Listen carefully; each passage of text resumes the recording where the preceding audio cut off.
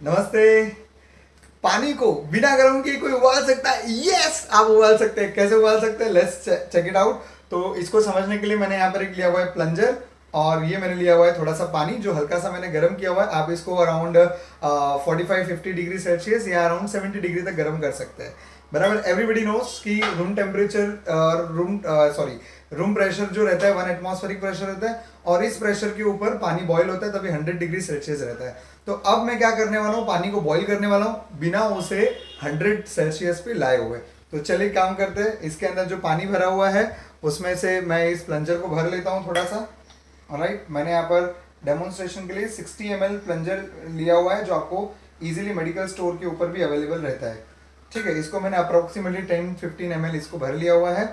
और अब मैं क्या करने वाला हूँ, इसके अंदर कोई भी अगर एयर बबल है तो उसको आप निकाल सकते हैं। मैंने इसको बड़े अच्छे से भरा, एयर बबल नहीं है इसमें। अगर है तो आप थोड़ा सा उसको इस तरह धक्का मार के निकाल सकते हैं। ऑलराइट, अभी आप देखेंगे कि मैं क्या करने वाला हूँ, इसको मैं बॉईल करूंगा। आप जब बॉइलिंग होती है उसकी निशानी क्या होती है कि वहां पर आपको बबल्स दिखाई देने लगते हैं, राइट, एंड अंदर वेपर का फॉर्मेशन होता है। तो check it out, 3-2-1। Oh, is it boiling, sir? ये तो बॉईल हो रहा है। Yes, you can see that it is boiling.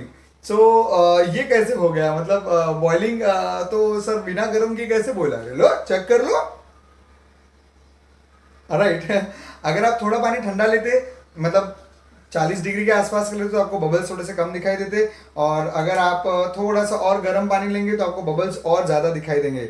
Let's check it out once again. Isn't that interesting? Now, what is important to be noted? अगर आपको कोई शक लग रहा है कि मैंने सर आपने शायद थोड़ा सा यहाँ से एयर जाने का जगह रखा रहेगा, तो ऐसा बिल्कुल भी नहीं है। उसके अंदर मैंने एयर जाने का कोई जगह नहीं रखा है। फंडामेंटल यही है कि बॉइलिंग पॉइंट जो होता है वो बाहरी प्रेशर के ऊपर निर्भर करता है। अगर बाहर का प्रेशर घट जाएगा तो पानी को बॉयल होने में क्या दिक्कत है? कोई दिक्कत नहीं है। एक्सटर्नल प्रेशर जितना कम रहेगा उतना बॉइलिंग पॉइंट आपका कम आएगा। एग्जैक्टली, आसानी से बॉईल होएगा। और यही फंडा है कि आप कोई भी हाई एल्टीट्यूड पे जाते हो, लेह लद्दाख में जाओगे तो वहां पर पानी का बॉइलिंग पॉइंट 100 नहीं है। पानी काफी लोअर टेम्परेचर के ऊपर इजीली बॉईल हो जाता है। इसको समझने के लिए मैं क्या करने वाला हूँ, मैंने आपको इसके पहले बॉयल्स लॉ की एक्टिविटी बताई थी, जिसके अंदर मैंने बताया था कि ये जो बलून है वो एक्सपांड तभी होता है जब ये अंदर का जो प्रेशर है वो घटेगा। ठीक है ना? सो ये बलून को मैंने अंदर डाल दिया है, और मैं आपको फिर से सेम एक्टिविटी समझाने वाला हूँ। लेकिन इस बार मैं क्या करूँगा, इस बार मैं ऐसा करता हूँ कि आपको ये भी बताऊंगा कि बलून भी एक्सपांड हो रहा है साथ में। That will prove that the pressure inside has gone down, and pressure जब कम हो जाता है तो बॉइलिंग पॉइंट अपने आप क्या हो जाएगा, लोअर हो जाएगा, मतलब इजीली वाटर बॉईल होएगा। और आप ये भी कह सकते हो लोगों को, देखो मैंने बॉइलिंग वाटर को टच किया। Isn't that? तो हमने यहाँ पर थोड़ा सा फिर से जो है गर्म पानी भर लिया। इसके अंदर जो एयर है इसको थोड़ा सा निकालना ज़रूरी है, सो दैट आप एक्सपेरिमेंट को और बेहतर तरीके से कर सको। ऑलराइट, सो अभी इसके अंदर मैंने बलून लिया हुआ है, बलून भी आपको अच्छे से दिखेगा। Alright, 3-2-1, check this. Alright, you can see the bubbles very clear, and also you can see that the balloon has expanded. In fact, it just broke. Yes or no? So बाहर का pressure जैसे ही घट जाता है तो इससे क्या होता है, उसकी जो वॉल्यूम है वो एक्सपांड होती है। अभी उस बलून की कैपेसिटी उतनी थी तो बस्ट हो गया, है ना? एकदम सिंपल टू अंडरस्टैंड। ओके, तो ये था बॉइलिंग पॉइंट का डेमोन्स्ट्रेशन। और अब मैं बात करने वाला हूँ लोअरिंग ऑफ फ्रीजिंग पॉइंट। मतलब फ्रीजिंग पॉइंट में डिप्रेशन आ जाता है जब भी आप उसके अंदर सल्यूट डालते हो, तो राइट। तो ये कैसे होता है, इसके लिए मैं क्या करने वाला हूँ, मैंने थोड़ा सा मैंने यहाँ पर आपके लिए आइस लिया हुआ है। ऑलराइट, सो मैंने प्लेट के अंदर थोड़ा थोड़ा आइस या आइस आप कह सकते हो, स्नो जो रहता है ना उसके अंदर ऐसा सा वाइट वाइट वाला। ऑलराइट, तो उस स्नो को मैंने लिया हुआ है। ऑलराइट, अभी इन दोनों स्नो को मैं एक साथ बाहर रख रहा हूं मेल्ट होने के लिए। ठीक है, लेकिन इसके अंदर हम लोग क्या करेंगे, the difference that we are going to do is this, कि हम लोग इसमें अलग क्या करने वाले हैं। इसमें अलग हम ये करेंगे कि एक जो कोई भी पर्टिकुलर आप इसमें सिलेक्ट कर लीजिए। मान लीजिए मैं इसको ले रहा हूं, तो इसके अंदर मैं क्या करने वाला हूं ना, थोड़ा सा नमक डाल देता हूं। ओके,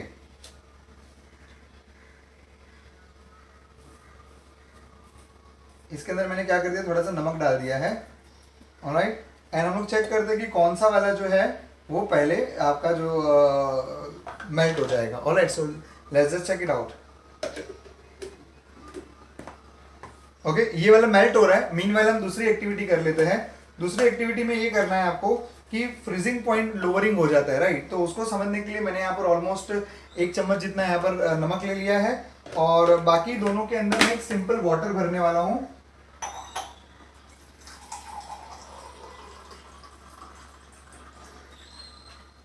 ओके, तो आप भी इस तरह से घर पे कर सकते हैं। इसके अंदर मैंने नमक वाला पानी लिया हुआ है, और नमक वाला पानी है इसमें, और इसमें सादा पानी है, ठीक है। क्लोज कंटेनर मत लेना, ओपन कंटेनर ही आप लीजिएगा। और इसके अंदर से आप थोड़ा सा जो नमक है वो अच्छे से उसको घोल दीजिए। और ये आपका हो गया नमकीन वाटर, मतलब जिसके अंदर आपने सल्यूट डाला हुआ है, सो इट्स अ सोल्यूशन।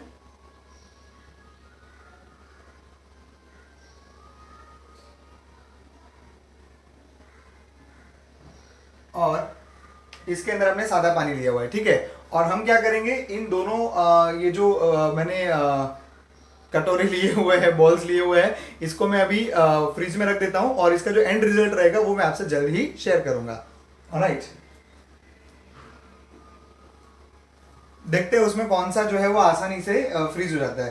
तो मीन वाइल आप देख सकते हो, ये देखिए ये भी आइज है और ये भी आइज है, लेकिन ये देखो ये काफी मेल्ट हो चुका है, बराबर, जबकि ये वाला अभी तक इतना मेल्ट नहीं हुआ है। आप इसको क्लियरली नोटिस कर सकते हैं, it is almost melted. Okay, इसमें काफी कुछ ऑलमोस्ट मेल्ट हुआ है, जबकि यहाँ पर नहीं हुआ है। ऑलराइट, तो इसका क्या रीजन है? उसका रीजन बहुत ही आसान है समझना, कि जो जैसे ही आप उसके अंदर ये डालते हैं, नमक डाल देते हैं ना, तो एक्चुअली मेल्टिंग नहीं, उसका जो फ्रीजिंग पॉइंट रहता है ना वो मायने रखता है। फ्रीजिंग पॉइंट लोअर हो जाता है। फ्रीजिंग पॉइंट लोअर हो जाने से क्या होता है कि जो जिस पर्टिकुलर टेम्परेचर पे राइट नाउ वो आइस है, उसके ऊपर वो आइस नहीं बना रह सकता, और इसीलिए वो फटाफट मेल्ट होने लगता है। ऑलराइट, तो इसके लिए आप देख सकते हो यहाँ पर उसका पूरा वाटर वाटर यहाँ पर बन चुका है, जबकि एक सेकंड में ज़्यादा टिल्ट करूँगा तो ये गिर जाएगा, ठीक है। आप देख सकते हैं यहाँ पर ऑलमोस्ट आइस ना के बराबर बचा है। ओके, सब कुछ ऑलमोस्ट गया। ओके, जबकि आप अगर इधर देखोगे तो इसके अंदर आपको अभी भी आइस पूरा का पूरा ऑलमोस्ट ऐसा दिख रहा है, ठीक है।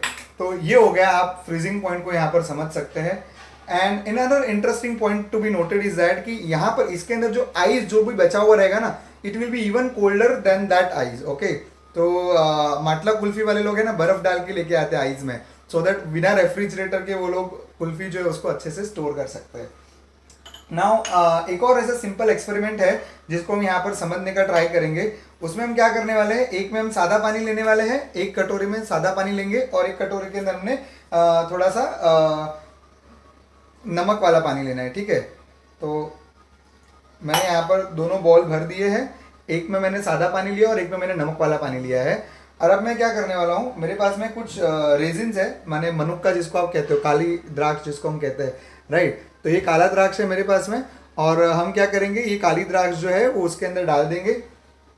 आप 2-4 दाने सादे पानी के अंदर डालिए, और आप इसके जो 2-4 दाने हैं वो नमक वाले पानी में डालिए, ठीक है। अगर आपके पास में एक्चुअल वाला ग्रेप्स है, अगर मार्केट से लाया हुआ ग्रेप आपके घर में है, अगर अंगूर है घर में, तो आप अक्खा वाला अंगूर आप नमक वाले पानी में डालिएगा, और सादा वाला मतलब इन द सेंस की जो ड्राइड जो रेजिन्स है उसको आप सादे पानी में डालिए, and you will see the wonderful result.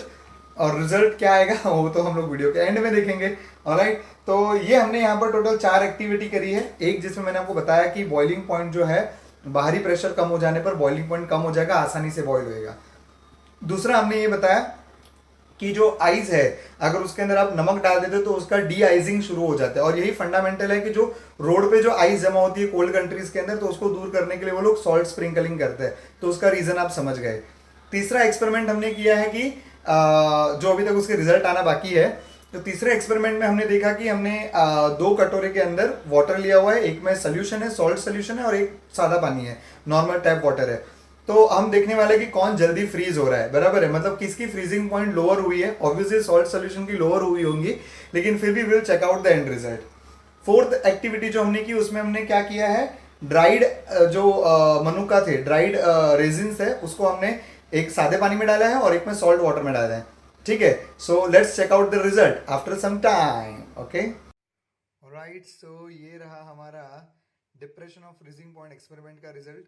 ये जो आप यहाँ पर देख रहे हो, इसके अंदर मैंने सिर्फ वाटर लिया हुआ था, तो इसका जो बर्फ है वो काफ़ी हार्ड है, आप देख सकते हो, बराबर, एक प्रॉपर हार्ड इसके अंदर आइस बन चुका है, बराबर है। लेकिन अब यहाँ पर अगर आप देखोगे तो काफ़ी नरम बर्फ है, या इनफैक्ट जो इसके अंदर आइसिंग की प्रोसेस है वो एकदम ना के बराबर हुई हुई है। तो आप देख सकते हो कि इसके अंदर आइस नहीं जमा, मतलब इसका क्या हुआ कि यहाँ पर फ्रीजिंग पॉइंट जो है उसका काफ़ी लोअर हो चुका है, जबकि इसका फ्रीजिंग पॉइंट है वो जीरो ही होने के कारण ये ऑलमोस्ट पूरा का पूरा, देखो आप देख सकते हो, बर्फ बन गया है। ऑलराइट, सो ये इसके अंदर देखो, दिस इज अ ब्यूटी। जबकि ये पूरा बर्फ बन चुका है, जबकि इसके अंदर आप देख सकते हो कि बर्फ सिर्फ थोड़ा थोड़ा बन रहा है और बाकी जो पूरा का पूरा है वो अभी तक बर्फ नहीं बन पाया है। सो यही होता है जब आप सॉल्ट डालते हो तो इसका जो फ्रीजिंग पॉइंट है वो लोअर हो जाता है। ऑलराइट, सो अब देखते हैं रिजल्ट। हम लोग जो हमने रेजिन्स डाले हुए थे उसका देख लेते हैं एक बार। ऑलराइट, सो ये दोनों रेजिन्स को अगर आप क्लोजली प्रॉपरली ऑब्जर्व करोगे तो आपको दिखेगा कि इसके अंदर जो आपने रेजिन्स लिए हुए हैं वो काफ़ी बड़े हो चुके हैं। Alright, so it has grown because of the osmosis, endo osmosis, मतलब इसके अंदर जो है वो पानी गया हुआ है काफ़ी सारा। और जबकि हम अगर इसकी बात करें तो आप देख सकते हैं कि ये उतने बड़े नहीं हुए हैं, ये अभी भी काफ़ी छोटे हैं और इनफैक्ट इनकी स्किन वगैरह भी थोड़ी थोड़ी निकल चुकी है। ऑलराइट, दिस इज बिकॉज यहाँ पर आपने सॉल्ट वाटर लिया था, इसके लिए ग्रो नहीं हो पाया, जबकि इसके अंदर आपने सॉल्ट वाटर लिया था, इसके लिए ग्रो हो पाया। अगर मैं दोनों को यहाँ साथ में रखता हूँ तो आप समझ जाएंगे दोनों इनिशियली ऑलमोस्ट सेम साइज के थे। एक काफ़ी वाटर को एब्जॉर्ब करके बड़ा हो चुका है, जबकि दूसरा वाला है वो ऑलमोस्ट वही साइज का बना हुआ है। ऑलराइट, सो ये थी अपनी एक्टिविटी ऑस्मोसिस को लेकर और फ्रीजिंग पॉइंट को लेकर। Hope you have understood and enjoyed the activity. See you again in the next class with the new activity. Thank you so much.